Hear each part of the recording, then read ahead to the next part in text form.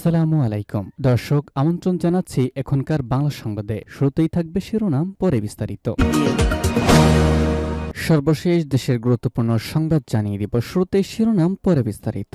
বৈষম্য বিরোধী আন্দোলনে প্রকাশ্যে গুলি, গ্রেপ্তার 2। এদিকে বৈষম্য বিরোধীদের কেন্দ্রীয় কার্যালয়ে মারামারি, তরুণী সহ হতাহত 7। এরপরে জানাবো, ভারত হাসিনাকে ফেরত না দেওয়া হবে প্রত্যর্পণ চুক্তির লঙ্ঘন, বললেন আসিফ নজরুল। এরপরে রয়েছে, ভারত বলবে দুলাভাই পেঁয়াজ নেন, মুরব্বি খ্যাত মোশতাক ফয়েজি। আর রয়েছে, 7 দিনের মাথায় রাজনৈতিক হয়রানিমূলক মামলা প্রত্যাহার, বললেন আইন উপদেষ্টা। এরপরে জানাবো, বিএনপি মৌলবাদী দল নয়, এই যুগের মডারেট সংগঠন, বললেন শহীদ উদ্দিন চৌধুরী এনি। এবং সর্বশেষ জানিয়ে দিব, এখনই নয়, ন্যূনতম সংস্কার করেই নির্বাচন চাই, অনির্বাচিত সরকারের চেয়ে নির্বাচিত সরকারই ভালো, বললেন মির্জা ফখরুল। ভিউয়ার্স, শুনছিলেন সংবাদ শিরোনাম, এবারে বিস্তারিত। বৈষম্য বিরোধী আন্দোলনে প্রকাশ্যে গুলি, গ্রেপ্তার 2।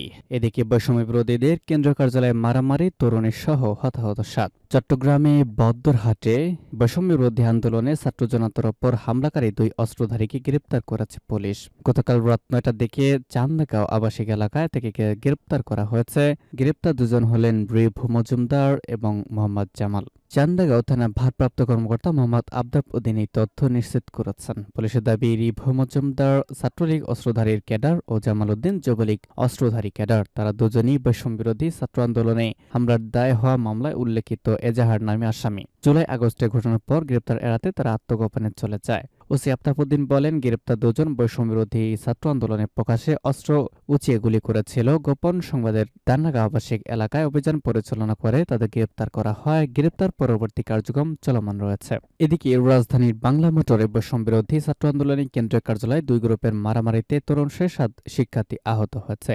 আজ বিকাল 4:30টার দিকে এই ঘটনা ঘটেছে। পরে আহত অবস্থায় তাদের উদ্ধার করে ঢাকা মেডিকেল কলেজ হাসপাতালে জরুরি বিভাগে নিয়ে আসা হয়েছে। ভারত হাসিনাকে ফেরত না দেওয়া হবে প্রত্যর্পণ চুক্তির লঙ্ঘন, বললেন আসিফ নজরুল। প্রত্যর্পণ চুক্তি থাকার পরেও ভারত হাসিনাকে ফেরত না দিলেও চুক্তির লঙ্ঘন হবে বলে মন্তব্য করেছেন আইন, বিচার ও সংসদ বিষয়ক উপদেষ্টা ড আসিফ নজরুল। আজ সচিবালয়ে এক সংবাদ সম্মেলনে সাংবাদিকদের প্রশ্নের জবাবে তিনি এমন মন্তব্য করেছেন। বলেছেন, আমরা প্রত্যর্পণের জন্য চিঠি লিখেছি। এরপর ভারত যদি হাসিনাকে প্রত্যর্পণ না করে তবে এটা বাংলাদেশের সঙ্গে ভারতের যে প্রত্যর্পণ চুক্তি সেটা সুস্পষ্ট লঙ্ঘন হবে।